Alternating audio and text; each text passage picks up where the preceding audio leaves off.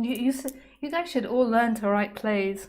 Maybe I should do like a course on like writing plays, to like learn motivation. So if in a conversation, right, like there was one character, so say this is Trav, and then there's another character, and one character, like, so the way that you write drama is you write by people's motivation.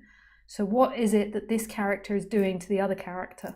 And that's how humans play. We're always playing that game, having an effect on the other person. So my effect is wanting to communicate love and also humor. I do have this attraction towards humor, but regularly I'm not seen as funny, but luckily people see me as love, so you know that works. But anyway, and there's also other reasons and motives, I'm sure. And these motives are undetectable. They just come up as urges. So they just come up as urges, and we're often very unconscious of our urges, and we become aware of them when they create difficulties in our life, or when we have an argument, or when we're doing like emotional recall or something. So so if you're writing a play, there's different techniques, but the basic, so playwriting 101 would be that you write a scene and both characters have a motivation. So one character has the motivation that he wants to get love and attention from the other character, and the other character has the motivation they don't want to give any love and attention. So this character doesn't want to give any love and attention. Let's do it like that. And this character wants to get love and attention. So the one with this, well, they both have big rings, but the one with this, what's that again? Turtle something. That one wants to get love attention, and this one doesn't want to give love or attention. We could have this one as, say, the mother, and this one as like the son. So, and this can be an adult. So he's like 20 and she's like 40 or something. So this one comes in, and the first statement he makes is, "My life is so terrible, I don't even want to go on anymore." My life is so terrible, I don't want to go on anymore. Now she doesn't want to give attention, so her response would be, so my life is so terrible. Oh no, this one. My life is so terrible, I don't want to go on anymore. Hang on, which was which? This was the son and this was the mother. Wants love, doesn't want to give any love. My life is so terrible, I don't want to go on anymore.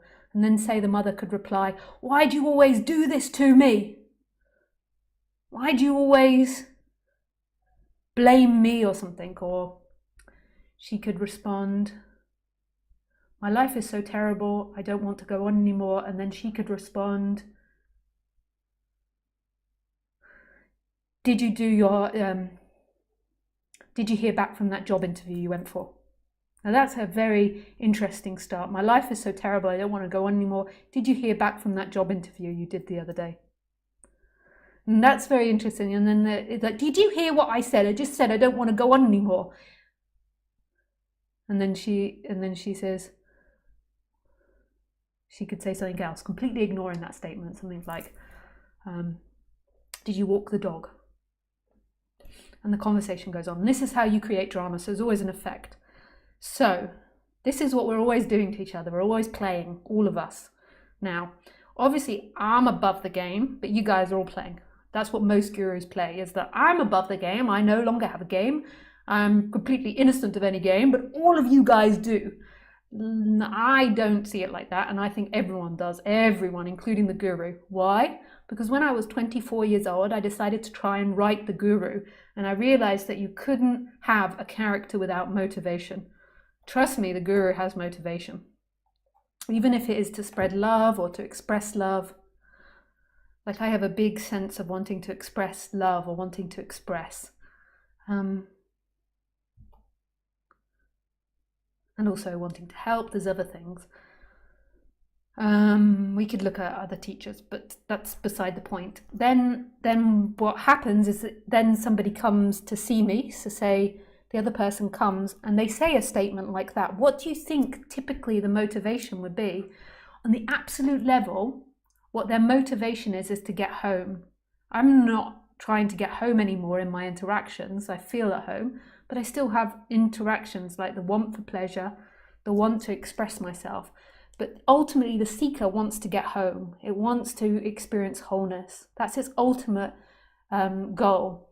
But in that interaction, Trav, I would suggest that what you're trying to do is you're trying to get my attention by saying that. By saying a big, bold statement like that,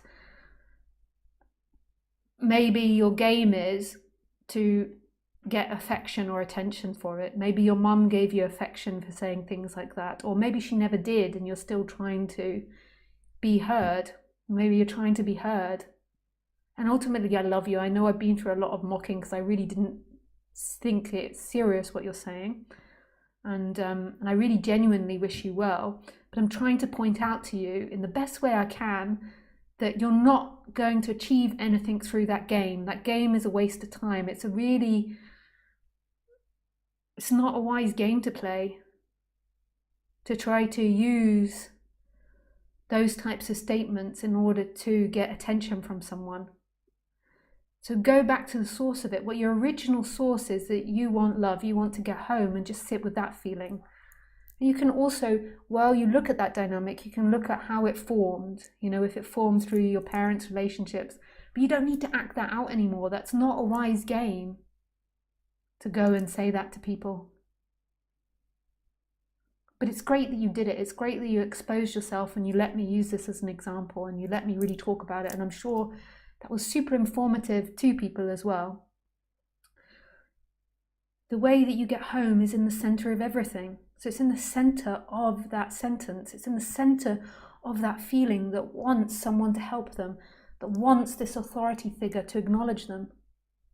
In the center of that, I can't do it for you. No one can do it for you. It's this relaxing back into what you are and this strength to not try to get maybe this necklace is making a lot of banging for the mic, to get others to give it to you. They won't give it to you. No one will give it to you. If I was saying that to a woman, that might sound naughty. No one's going to give it to you. As you are as a gentleman and I am a woman, it's okay to say that sentence.